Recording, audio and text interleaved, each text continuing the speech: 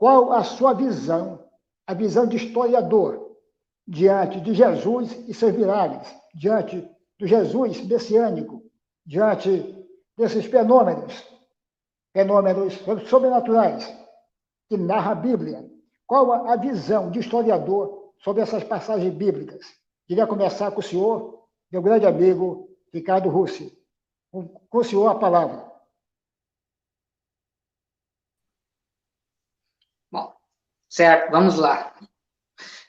A questão de Jesus e os milagres, né? Como eu já tinha comentado em conversa privada, não sou exatamente um especialista em história da religião, né? Mas tem algumas leituras, enfim, né? Até porque é um tema que merece um certo olhar, né? Principalmente na questão, quando a gente tem uma visão de mundo ateísta, isso acaba sendo um tema muito candente. Bom, então, até a questão da live, né, ela está colocada aqui, a questão de Jesus e os milagres. Bom, eu quero dizer inicialmente sobre a questão dos milagres que são atribuídos à figura de Jesus, tá? Do ponto de vista histórico, tá? Do ponto de vista de fontes históricas, não há nenhuma evidência de que esses milagres tenham ocorrido. Tá? Então, esse é o primeiro ponto. Tá? Aí nós temos o quê? Né? Nós temos, se nós formos pegar os livros do Novo Testamento, né, principalmente a questão dos evangelhos, né, lá existem os relatos a partir dos quais são atribuídos determinados milagres a Jesus. Tá? Mas não há uma comprovação, né, além desses textos, que realmente aí nós possamos utilizar para dizer, sim, o que os relatos estão dizendo tem veracidade. Não existe comprovação de que esses milagres tenham acontecido. Então, eu acredito que, para quem tem uma crença religiosa, e no caso específico, na figura de Jesus, a questão do milagre é muito mais uma questão de fé. A pessoa acredita ou não, né? Tem um famoso relato na passagem bíblica, que é a questão do apóstolo Tomé, que depois que Jesus teria ressuscitado, alguns apóstolos, algumas pessoas o encontram e relatam isso a Tomé, e o Tomé não acredita, né? Fala, o cara morreu, né? Foi crucificado, como é que ele ressuscitou? Eu só acredito vendo. E aí Jesus aparece para ele, né? E aí ele vai acreditar, e Jesus diz que é feliz aquele que crê sem ver. Eu acho que essa é uma definição de fé, né, que eu penso, né? A fé, ela não exige provas, é uma coisa muito subjetiva da pessoa. Ela crê, né, por uma determinada razão e vai acreditar que enfim, né, há um fenômeno sobrenatural que explica determinadas ocorrências. Tá? Mas, do ponto de vista histórico, né, do ponto de vista de evidências de fontes históricas, não há nenhuma comprovação que esses milagres tenham ocorrido. Tá? E aí vem a segunda questão, que também é alvo de um grande debate na área da história, é se a própria figura de Jesus, conforme relatado nos textos bíblicos, ela tenha existido. Então, existem aqueles que dizem que existiu, e existem aqueles que dizem que não existiu. Tá? Até recentemente eu conversei sobre isso numa live lá no canal do Newton César. Tá? Então, e o que eu falei para ele, até gostaria de falar aqui, que o material, né, de pesquisa histórica, o que mostra é que, independente da figura específica do Jesus, conforme relatado na Bíblia, ter existido ou não, o fato é que a região da Judéia, naquele momento histórico, conheceu várias pessoas que se apresentavam como sendo o Messias, tá? Como sendo aqueles que traziam a mensagem de Deus e queriam solucionar todos os problemas e as aflições que a população daquela região vivia.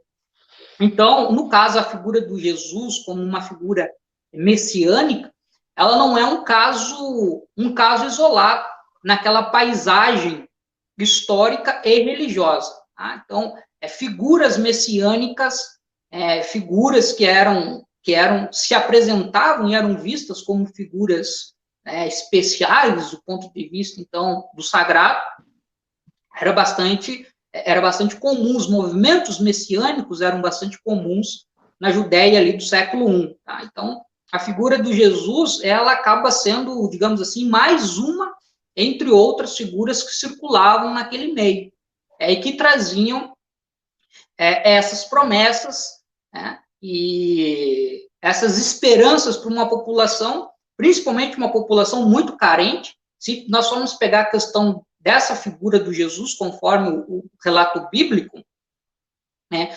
e o que relata em termos da trajetória dele, é uma pessoa que vivia, né, entre a população mais carente, mais desassistida, né, da província da Judéia, e que passava por um duplo processo de dominação, por parte do Império Romano e outra por parte da elite judaica, que é uma elite política e religiosa ao mesmo tempo. Então, essa população que está desamparada de qualquer apoio, né, por parte das forças políticas e das forças sociais dominantes, elas vão colocar suas esperanças numa vida melhor naqueles que trazem essa promessa do ponto de vista religioso. Esse é o papel da figura do Messias. Então, Jesus é mais um que traz essa ideia de uma vida melhor, só que é uma vida melhor não nesse mundo, né, mas é uma vida melhor em um outro mundo, né, um mundo que será construído pela vontade de Deus a partir de um determinado momento. Então, a mensagem de Jesus, no caso, como de outras figuras que também se apresentavam, né, de maneira similar, é uma mensagem messiânica, porque é a promessa de que todas as injustiças e de que todo o mal que existe na Terra, que existe no mundo, ele será extinto através de uma ação divina. E as pessoas acreditam nisso, né? Então, vivem com base nessa promessa e vivem na esperança de que ela vá se realizar. Então, se pegar os livros ali do Novo Testamento, aqueles relatos, eles mostram o quê?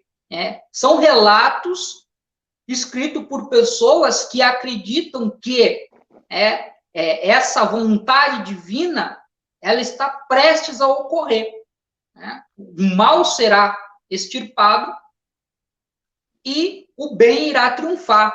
Então, muitos dos apóstolos das primeiras comunidades cristãs, elas vivem acreditando nessa promessa, elas morrem acreditando nisso, né? Então, até há um relato bíblico, uma das passagens lá do Novo Testamento, que Jesus, né, um pouco antes de ascender para os céus, ele diz que muitos que o estavam vendo naquele momento, iriam testemunhar, né, a realização da promessa divina, dessa mensagem. Então, tinha isso. Tá? E um fato interessante, eu acho que aí vem a questão do milagre, né, entre aspas, não sei se seria exatamente esse o termo adequado, eu falei assim, existem muitas figuras, né, estou pegando aqui, pensando aqui aleatoriamente em alguns autores e autoras que eu li. Então, existiam muitas figuras que se apresentavam como Messias, mas essa figura do Jesus, em particular, ela foi a figura que se sobressaiu. E por que essa figura se sobressaiu? Por causa de um fato, né, muito significativo na sua biografia, que não acontece com as outras pessoas que também se apresentavam como Messias ou traziam, né, esse tipo de mensagem. Que no caso da biografia do Jesus, tem o episódio, né, do seu suposto, né, ressurreição, né, a morte e ressurreição. Isso fez toda a diferença, né, em relação às outras figuras, que é o fato das pessoas acreditarem que ele teria ressuscitado. Isso seria um fenômeno único, o que daria grande credibilidade. Tem um historiador, o Bart Ehrman, que é um estudioso das origens do cristianismo, ele escreve num livro, né, como como Jesus se tornou Deus, se não me engano é esse o nome do livro, que o diferencial em relação do Jesus, na comparação com outras figuras similares, é que as pessoas acreditaram que ele teria ressuscitado. Né? E começaram ao quê? A transmitir esse tipo de ideia para outras pessoas.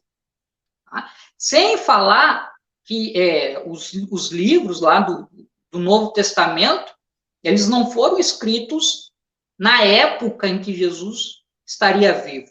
Né? São relatos produzidos décadas depois, como uma forma de tentar preservar uma mensagem. Essas primeiras comunidades cristãs, eu tenho uma historiadora chamada Juliana Cavalcanti, que ela também é uma estudiosa do cristianismo primitivo, como se diz, né, que são as origens do cristianismo.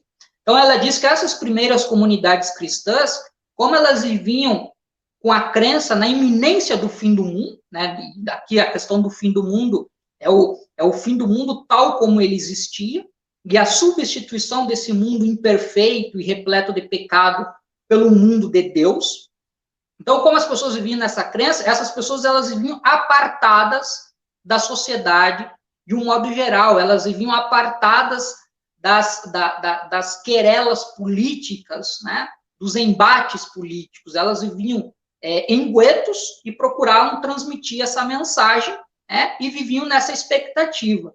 Como essa expectativa ela não vai se realizando, o tempo vai passando e essa expectativa não vai se realizando, essas comunidades cristãs elas vão tendo que procurar meios, né, de tentar se adaptar e sobreviver em relação ao ambiente social no qual elas estavam inseridas, e aí eu estou falando do Império Romano, então tem que se adaptar àquele ambiente para aguardar o fim do mundo, e é a partir daí que o cristianismo ele começa a desenvolver pretensões políticas, né?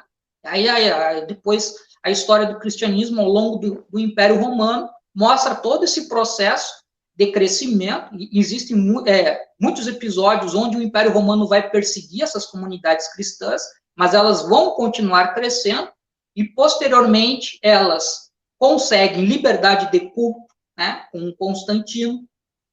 Isso é um fato muito importante.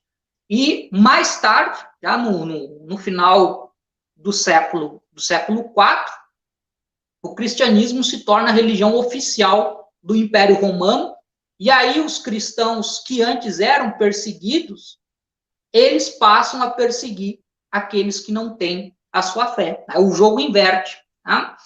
Mas tudo, digamos assim, uma boa parte dessa dinâmica e dessa trajetória histórica, ela está vinculada a essa crença difundida pelos cristãos, né, da figura do Jesus como a figura filho de Deus, e essa figura que tem todo esse poder sobrenatural, né, é o poder dos milagres, tal, né? E aí vão acontecendo muitos episódios, são relatados muitos episódios, né, onde um fato que é bastante incomum tem uma certa resolução, tipo alguma doença ou qualquer coisa, e isso, uma resolução improvável, uma certa cura, entre aspas, é atribuído como um milagre, né? E não me parece ser exatamente esse o caso, mas, enfim, né, é essa crença que ela fortalece. Na verdade, isso aí, a história do cristianismo até os dias de hoje, ela bebe muito nesse tipo, né, de elemento, que é a ideia, né, do milagre, de um poder divino que atua no mundo, que atua através das pessoas, e principalmente atua, aí que está uma questão importante, atua através daqueles que têm fé, né, e isso demonstra, né, um certo reconhecimento dessa pessoa, né, por parte de Deus. E aí, dentro de uma sociedade religiosa, ela, inclusive, é vista, né, com, né, um certo status diferenciado. A Igreja Católica, por exemplo, ela adora o quê? Estabelecer a criação de santos, né? Pessoas e indivíduos que operam milagres, né? E aí elas têm um reconhecimento todo especial. E aí vem mais um ponto que vai depor contra nós, os ateus e as ateias, porque o fato de nós não termos a crença em sagrado, né, significa ao mesmo tempo que nós não temos essa crença no milagre, nós não temos, nós não reconhecemos isso, tá, como um fenômeno sobrenatural. E aí, por nós não reconhecermos isso, nós passamos a ser vistos como pessoas, no mínimo, não confiáveis, né? Pessoas potencialmente perigosas, e que a partir daí se estabelece toda uma série de estereótipos sobre os ateus e as ateias, né? Então, isso depõe contra nós. Por isso, esse embate, essa luta que nós precisamos fazer constantemente para desconstruir essas visões preconceituosas que recaem sobre nós. E aí eu pego até já meio para finalizar o que todos vocês falaram, né? O Fábio, o Rodrigo e o Mago falou, da necessidade que a comunidade ateia precisa ter, né, essa conscientização da necessidade da união. Claro que, né, vai ter seus limites ali, como o Fábio falou, né? Não vou me aliar com um racista, né? Não vou me aliar com alguém que é sexista, né, que quer inferiorizar as mulheres, por exemplo, né, que é um tema que eu falei no meu último vídeo. Tá? Mas pegar, apesar de ser, vamos ter nossas diferenças, né, nós, então, procurarmos criar uma unidade nesse sentido, que busca, acho que diria, desconstruir essa visão preconceituosa e depreciativa que recai sobre nós, e a partir daí também procurarmos nos apresentar no espaço público com as nossas pautas e contribuir socialmente, como no caso da laicidade, né, já conectando com a temática anterior. Tá? Acho que diria que a minha fala iria nesse sentido, mas, né, apenas reafirmando aquilo que eu falei logo no início, né, do ponto de vista dos estudos históricos, das evidências, dos fatos históricos, não existem provas sobre uma figura que tenha operado milagres, né, denominada Jesus. Agora, o fato dessa figura ter existido ou não, ainda paira um ponto de interrogação. Tá? Eu ainda não aprofundei meus estudos em relação a isso. Mas sobre essa pessoa fazer milagres, não existem evidências. Marco, era isso.